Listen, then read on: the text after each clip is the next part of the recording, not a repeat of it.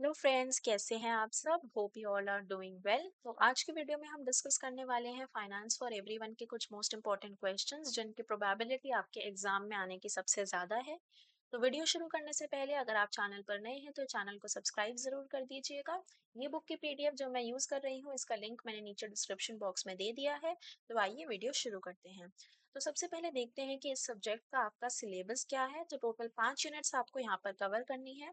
Introduction to Financial Literacy, Financial Institutions, Financial Planning and Budgeting, Introduction to Banking, Finance from Banks, Indian post की कौन सी financial services है, फिर insurance के बारे में आपको दे रखा है यूनिट 4 में, और स्टॉक मार्केट के बारे में यूनिट 5 में आपको दे रखा है।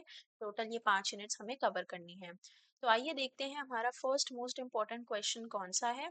हमारा फर्स्ट मोस्ट इम्पॉर्टेंट क्वेश्चन आपकी बुक के फर्स्ट लेसन में से ही है, जो आपको बुक के पेज नंबर 2 पे दिख जाएगा, फाइनेंशियल लिटरेसी। तो फाइनेंशियल लिटरेसी में सबसे पहले आप इसका इंट्रोडक्शन या फिर इसका मीनिंग या डेफिनेशन लिख सकते हैं।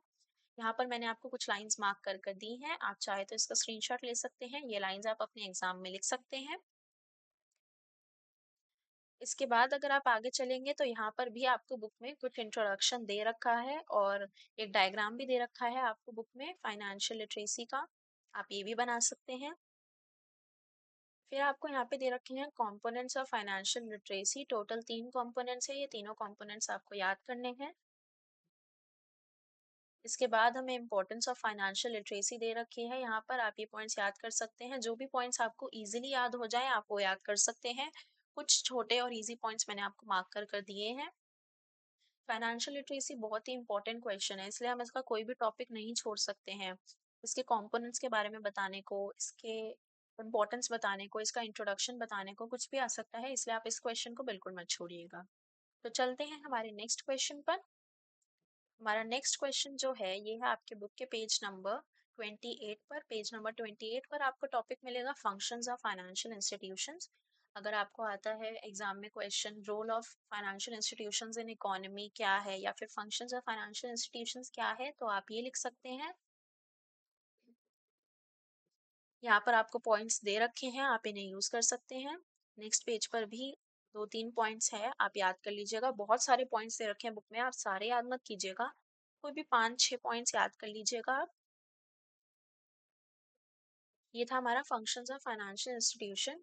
इसके साथ ही कभी कभार आपको एग्जाम में कंटेंट शॉर्ट पड़ जाता है लिखने को, तो अगर आपको आपके आंसर की लेंथ को बढ़ाना हो तो आप कुछ डायग्राम्स या पिक्चर्स बना सकते हैं अपने टॉपिक को सपोर्ट करने के लिए। इससे एग्जामिनर पर भी अच्छा इम्पैक्ट पड़ता है। तो 2-3 टॉपिक्स के डायग्राम्स मैं आपको यहाँ पे प्रोवाइड कर देती हूँ। अगर आपको फाइनेंशियल इंस्टीट्यूशंस का डायग्राम बनाना हो तो आप ये डायग्राम बना सकते हैं। मैंने कोशिश करी है इसे इजी से इजी रखने की, ताकि आपको ज़्यादा प्रॉब्लम ना हो। आप इसका स्क्रीनशॉट ले सकते हैं और ये अपने आंसर के साथ बना सकते हैं। तो आइए चलते हैं हमारे नेक्स्ट टॉपिक पे जो आपका इम्पोर्टेंट है। ये है आपकी बुक के पेज नंबर 55 पर, फाइनेंशियल प्लानिंग। यहाँ पे हमें याद करने हैं फाइनेंशियल प्लानिंग के ऑब्जेक्टिव्स और इम्पोर्टेंस। अगर आप यहाँ आएंगे तो देखिए हमें गोल्स दे रखे हैं, गोल्स या ऑब्जेक्टिव्स, और इम्पोर्टेंस दे रखी है। आप ये पॉइंट्स याद कर लीजिएगा, छोटे छोटे पॉइंट्स है, आप आराम से याद कर सकते हैं। इसके साथ ही अगर आपको फाइनेंशियल प्लानिंग का डायग्राम बनाना हो तो वो आपको यहाँ पर मैंने दिया है, आप ये डायग्राम बना सकते हैं अपने आंसर के साथ। तो होप आपने स्क्रीनशॉट ले लिया होगा। अब हम चलते हैं हमारे नेक्स्ट क्वेश्चन पर।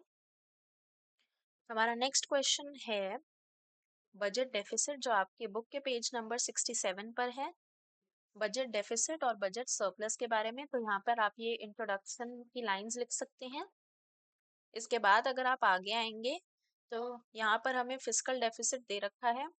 इसके टाइप्स है ये फिस्कल डेफिसिट। इसमें फिस्कल डेफिसिट का मीनिंग है और इसके कुछ कॉन्सिक्वेंसेस दे रखे हैं 2।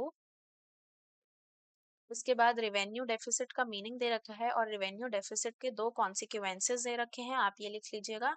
हर टाइप के 2-2 कॉन्सिक्वेंसेस आप याद कर लीजिएगा, इतना सफिशिएंट है। इसके बाद प्राइमरी डेफिसिट दे रखा है, आप ये याद कर लीजिएगा, इसका मीनिंग और इसके बाद इसके कॉन्सिक्वेंसेस। और नीड फॉर डेफिसिट फाइनेंसिंग आपको यहाँ नेक्स्ट पेज पर दे रखा है, आप ये भी याद कर लीजिएगा। बहुत इंपॉर्टेंट क्वेश्चन है, इसको बिल्कुल मत छोड़िएगा। और अगर इसके साथ आपको इसका डायग्राम बनाना हो तो इसका डायग्राम यहाँ पर नेक्स्ट पेज पर है, आप ये बना सकते हैं। तो आइए देखते हैं हमारा नेक्स्ट इम्पोर्टेंट क्वेश्चन कौन सा है। हमारा नेक्स्ट इम्पोर्टेंट क्वेश्चन है आपके बुक के पेज नंबर 126 पर। यहाँ पर आपको टॉपिक दे रखा है types of post office saving schemes. अगर आपको एग्जाम में क्वेश्चन आता है पोस्ट ऑफिस सेविंग स्कीम्स के बारे में लिखिए या फिर पोस्ट ऑफिस कौन सी सर्विसेज ऑफर करता है उसके बारे में लिखिए, तो आप ये सर्विसेज लिख सकते हैं। इसमें पहले की जो 4 सर्विसेज हैं ये मैंने छोड़ी हैं और मैं आपको अभी बताऊंगी बाद में कि क्यों छोड़ी है। इसके बाद की आप सर्विसेज याद कीजिएगा। ये देखिए यहाँ से पहली स्कीम आप यहाँ से याद कीजिएगा, सीनियर सिटीजन सेविंग स्कीम। इसकी कुछ लाइंस मैंने मार्क की हैं, आप इतना याद कर लीजिएगा, सफिशिएंट है। इसके बाद हमारी नेक्स्ट स्कीम है PPF, public provident fund account, आप ये याद कर लीजिएगा, आप इसका स्क्रीनशॉट ले सकते हैं। नेक्स्ट हमारी पोस्ट ऑफिस सर्विस है सुकन्या समृद्धि अकाउंट। उसके बाद नेक्स्ट है नेशनल सेविंग सर्टिफिकेट्स। और हमारी लास्ट जो पोस्ट ऑफिस स्कीम है वो है किसान विकास पत्र यानी कि केवीपी। तो अब मैं आपको बताती हूँ कि मैंने पहले की 3 सर्विसेज क्यों छोड़ी थी। वो इसलिए क्योंकि ये जो सर्विसेज है KVP, Sukanya Samriddhi account, NHC वगैरह, ये आपको शॉर्ट नोट में भी एग्जाम में कई बार पूछी जाती है, क्योंकि एग्जाम में आपका क्वेश्चन आएगा ही आएगा कुछ टॉपिक्स पे शॉर्ट नोट लिखने को। तो उन शॉर्ट नोट्स में इनके बारे में भी पूछा ही जाता है। तो आपके लिए बेनिफिशियल रहेगा, अगर शॉर्ट नोट में लिखने को आए तो भी आप लिख सकते हैं, और अगर आपको पोस्ट ऑफिस सेविंग स्कीम्स के बारे में लिखने को आए तो भी ये लिख सकते हैं, तो आपको डबल बेनिफिट हो जाएगा, इसलिए मैंने ये वाली स्कीम्स मार्क करी हैं। तो अब हम चलते हैं हमारे नेक्स्ट क्वेश्चन पर। हमारा नेक्स्ट क्वेश्चन है म्यूचुअल फंड्स का, आपकी बुक के पेज नंबर 202 पर। म्यूचुअल फंड क्या होता है, पहले उसकी 2 लाइनें यहाँ मैंने मार्क करी हैं। उसके बाद म्यूचुअल फंड्स के क्या फीचर्स होते हैं वो आपको बुक में दे रखे हैं, आप कोई भी 4-5 पॉइंट्स याद कर सकते हैं। यहाँ आपको बुक में एक डायग्राम दे रखा है म्यूचुअल फंड का, आप ये जरूर बना दीजिएगा अपने एग्जाम में। इसके बाद बेनिफिट्स ऑफ म्यूचुअल फंड्स दे रखे हैं और डिसएडवांटेजेस ऑफ म्यूचुअल फंड्स दे रखे हैं, कोई भी 4-5 पॉइंट्स आप याद कर सकते हैं यहाँ पर। तो ये था हमारा म्यूचुअल फंड्स का क्वेश्चन। अब हम चलते हैं आगे। हमारा नेक्स्ट क्वेश्चन है आपके बुक के पेज नंबर 236, सॉरी आपके बुक के पेज नंबर 231 पर। अगर आप पेज नंबर 231 पर आएंगे तो यहाँ पर क्वेश्चन है ब्लू चिप स्टॉक्स और डिफेंसिव स्टॉक्स का। ये नॉर्मली शॉर्ट नोट में पूछा जाता है, तो कुछ कुछ लाइंस आप याद कर सकते हैं, बुक में भी कम ही कंटेंट दे रखा है, तो बुक में से आप याद कर सकते हैं ब्लू चिप और डिफेंसिव स्टॉक्स के बारे में। बेसिकली ब्लू चिप स्टॉक्स वो होते हैं जिनकी हाईएस्ट वैल्यू होती है, और डिफेंसिव स्टॉक्स वो होते हैं जो आपको रिटर्न्स देते ही हैं irrespective of performance of market. तो ये हमारा छोटा सा क्वेश्चन था। अब हम चलते हैं आज के लास्ट क्वेश्चन पे, जो कि आपको दे रखा है आपके बुक के पेज नंबर 143 पर, प्रिंसिपल्स ऑफ इंश्योरेंस। ये आपने अपनी क्लास 11-12 में भी पढ़ा हुआ है, तो अगर आपने वहां से याद किया था अपनी टेक्स्ट बुक में से तो आप वो आंसर भी लिख सकते हैं, कोई फर्क नहीं पड़ता। यहाँ पर हमें 7 प्रिंसिपल्स दे रखे हैं टोटल। प्रिंसिपल ऑफ यूब्रिमा फाइडिया और utmost good faith, proximate cause, insurable interest, subrogation, indemnity, contribution, principle of loss minimisation. ये थे हमारे 7 प्रिंसिपल्स इंश्योरेंस के। आप इनकी 2-2 लाइनें याद कर सकते हैं, अगर आपको क्वेश्चन आएगा एग्जाम में तो आप लिख सकते हैं इनके बारे में। तो आज के वीडियो में हमने डिस्कस किया फाइनेंस फॉर एवरीवन के कुछ मोस्ट इंपॉर्टेंट क्वेश्चंस। होप आपको वीडियो पसंद आई होगी। अगर आपको वीडियो पसंद आई तो प्लीज वीडियो को लाइक जरूर कीजिएगा।